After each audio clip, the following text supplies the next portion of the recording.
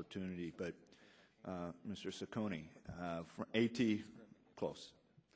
There was a statement made during the opening statements that this rule is necessary because companies like Verizon and AT&T have hindered or blocked or somehow have interfered with the vibrancy of the Internet and ingenuity.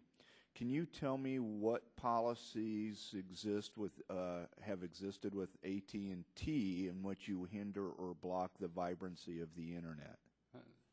Mr. Terry, I don't believe anybody can point to a single instance where AT&T has really done anything of that nature. In fact, I think one can argue that probably no company has made available to consumers more innovations or more choices over the past 5 years than AT&T.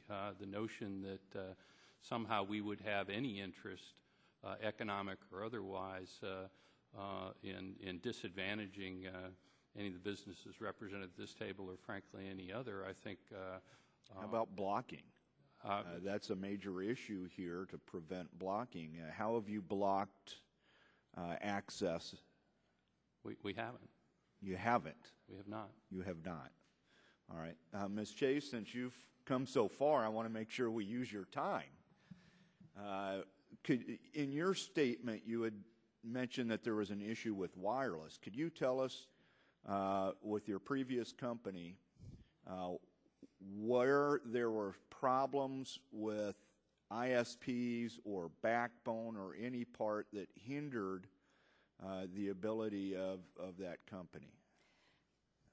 The anecdote I gave about starting in 2000, there was a lot of talk about wireless, and it turned out that we were the second application for consumers outside of cell phones. And I was very struck then, and as we think about it today, that the telecommunications industry was lagging behind innovation, yet they were the gatekeepers to how I could buy data packets. Did they work with you to make sure that no. you could? No, we had to do a workaround for the first 3 years until they offered a different data plan, and it was very arduous. I would also add that in a similar fact, when you manipulate black boxes, as we put into cars, there's a permissions process for that, and that was a 3 to 4 month delay while the telecommunications carrier that we were working with, I think it was Verizon, gave us permission to manipulate the box as they saw fit. And that was also a significant delay for us. So it's better for innovators to not have to ask permission whenever possible. Would you like to reply? I mean, she did say that was Verizon and not AT&T, but is that a net neutrality issue? That would have been the point I would have made, Mr. Terry. First of all, yeah, microphone, please.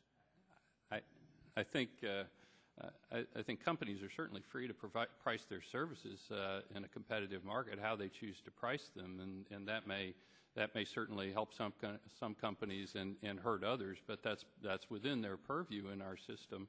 The second point is none of the things cited with respect would be a net neutrality violation, frankly, under any of the proposals that were on the table, including the ones that we rejected pretty strenuously. All right, my time is up. So I'd like to recognize the ranking member of the full committee.